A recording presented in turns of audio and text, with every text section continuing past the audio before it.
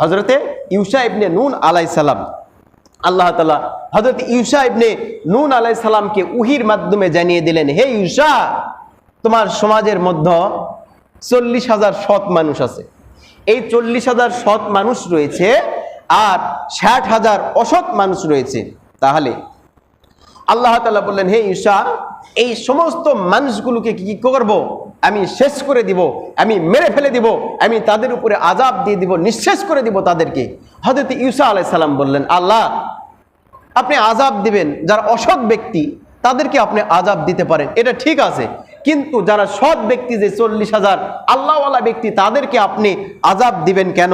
আল্লাহ তাআলা উত্তর দিলেন যে, আমি বান্দা যেই কাজগুলো করলে আমি রাগ হই, বান্দা যে কাজগুলো করলে আল্লাহ রাগ হয়, সেই কাজগুলো তারা দেখে শোনে, কিন্তু তাদের কলিজার মধ্যে রাগ হয় না, যার কারণে আমি ওই 60,000 আর 40,000 ভালো মন্দ তফাৎ না করে সবগুলোকে ধ্বংস করে দেব।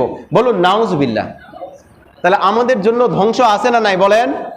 এগুলা কোরআন হাদিসের কথা ভাই, উল্টাপাল্টা কথা না। এগুলা কিতাব পড়ে এসে কথা বলি, এমনি উল্টাপাল্টা কোনো কথা না। সূরা আল ইমরানের 10 নম্বর আয়াত থেকে কিছু কথা বলেছি। তো আজকের যে